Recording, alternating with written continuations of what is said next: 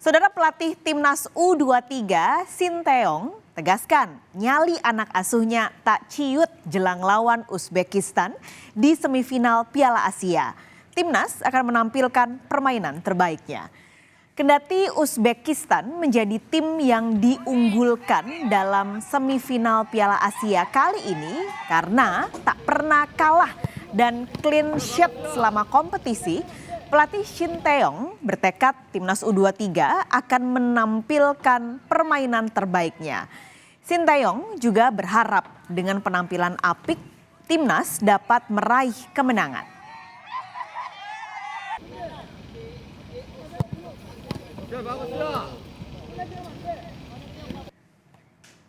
자기까지 가면서 이겨서 지금 뭐 선수들은 상당히 자신감이 붙어 있고요. 우즈벡 경기를 요 앞전 사우디랑 하는 경기를 직접 가서 눈을 보면서 상당히 좋은 팀이다. 그리고 연령대 대표를 거치면서 원래 우즈벡이 좋은 팀이다 보니까 그런 경기나 모든 면에서 험잡을 데 없이 잘해줬던 경기였고 4강에서는 뭐 쉬운 경기가 아니지만 우리 또한 지금 선수들 남대로 잘 만들어져 있기 때문에 한번 멋진 경기 한번 해보고 싶습니다. Tiket nonton laga semifinal Piala Asia U23 antara Indonesia dan Uzbekistan ludes terjual alias sold out, saudara. Digelar di Stadion Abdullah bin Khalifa, venue ini berkapasitas 10.000 penonton. Dari aplikasi resmi penjualan tiket, Haya Tukatar, pembeli sudah tidak bisa lagi mengklik pilihan beli untuk pertandingan Indonesia-Uzbekistan. Nah, kondisinya berbeda jika pembeli memilih pertandingan Jepang-Irak yang masih bisa diklik. Meski tak bisa memastikan supporter mana yang jadi pembeli terbanyak, namun kalau kita berkaca dari pertandingan sebelumnya, laga Indonesia selalu dipenuhi supporter Indonesia. Timnas U23 telah menjalani 3 pertandingan di stadion ini.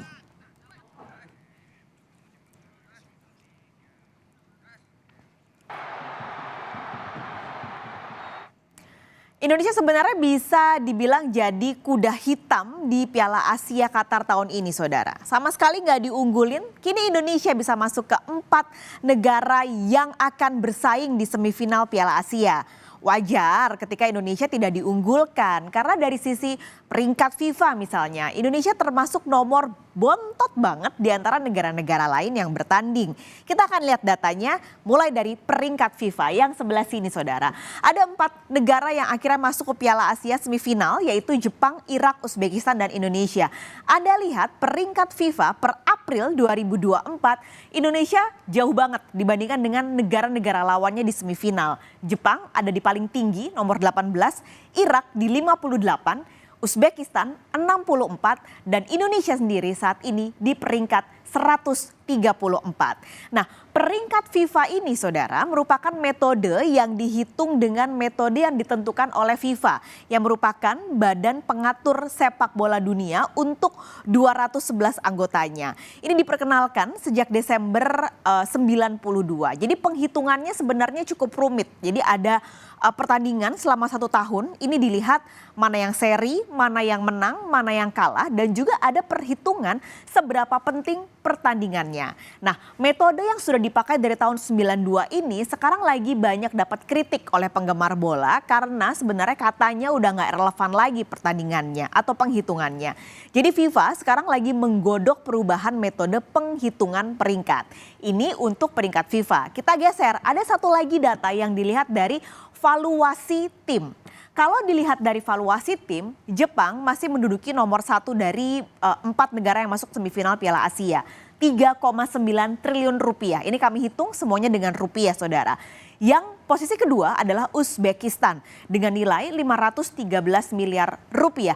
Jadi meskipun dia peringkatnya 64, tapi untuk valuasinya Uzbekistan ini terbilang cukup tinggi dibandingkan dengan negara-negara lain.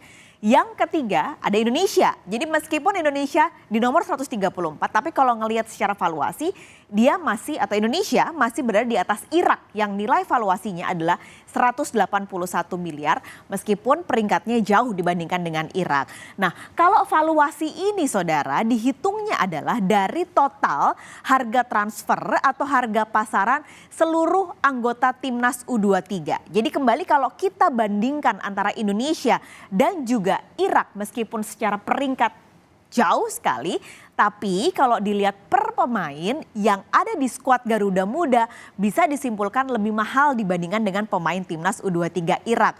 Padahal sebenarnya penghitungannya sama karena kedua negara ini jumlah skuadnya di timnas U23 sama-sama berjumlah 23 orang. Lalu siapa pemain dengan valuasi tertinggi di tim U23? Kita lihat ya dari, saya kembar nih sama-sama pakai baju merah. Oke, kita geser dulu ke yang nomor 1, ada Rizky Ridho dengan valuasi dan termahal saat ini yaitu pemain bek tengah Rizky Ridho yang saat ini tergabung dalam klub Persija Jakarta, nilainya 6,95 miliar rupiah.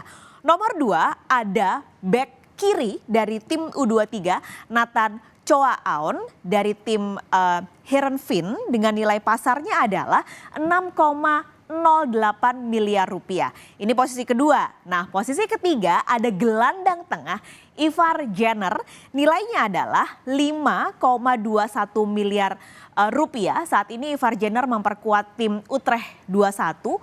Lalu kita geser lagi nih, nilainya sama nih sama Ivar Jenner yaitu Marcelino Ferdinand, gelandang serang di tim U23 dengan nilai sama yaitu 5,21 miliar rupiah. Selanjutnya ada yang nilainya sama juga yaitu di posisi 5 dan juga 6 ada Bagas Kava dan juga Ramadan Sananta yang nilai pasarnya saudara sama-sama 4,78 miliar rupiah. Kalau Bagas Kava saat ini menjadi pemain bek kanan dan memperkuat tim lokal Barito Putra, sementara Ramadan Sananta saat ini memperkuat Persis Solo.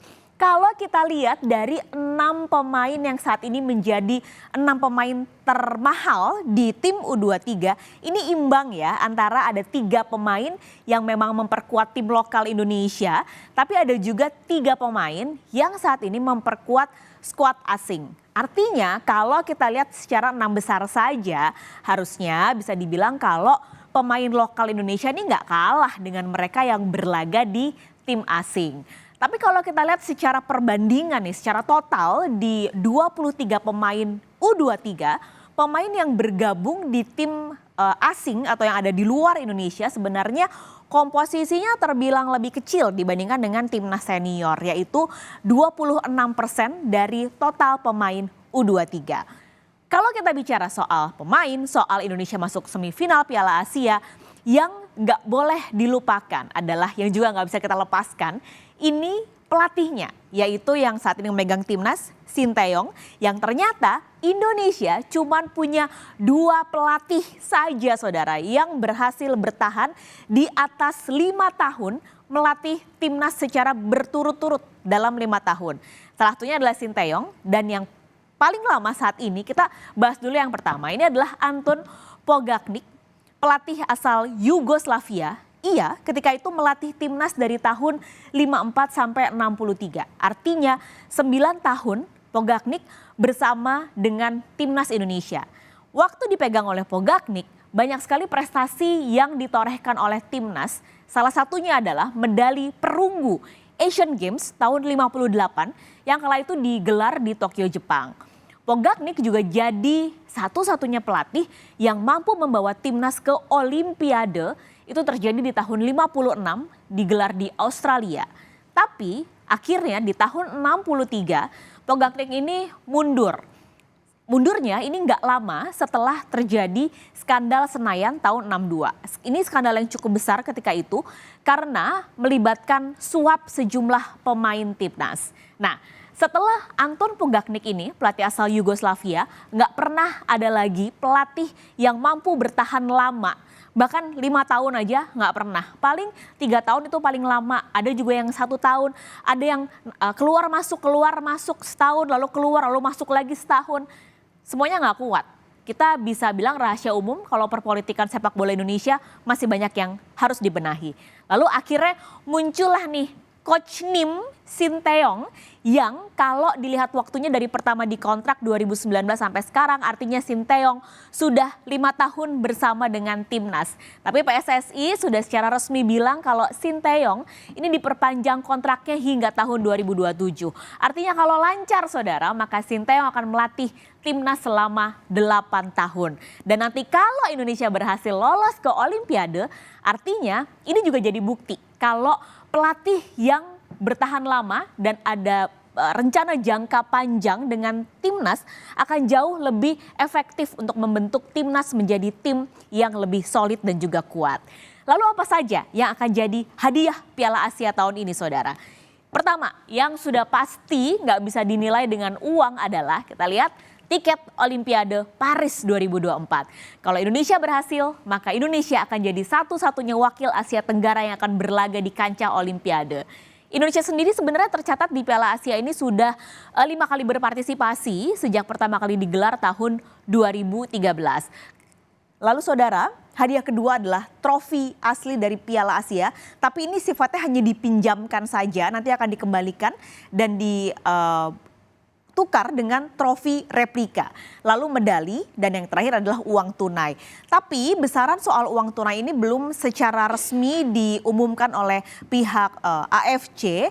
Tapi kalau kita lihat dari 2023 Piala Asia, tim yang kalah di semifinal ini mendapat $1 juta, lalu runner up $3 juta, sementara pemenang mendapat $5 juta.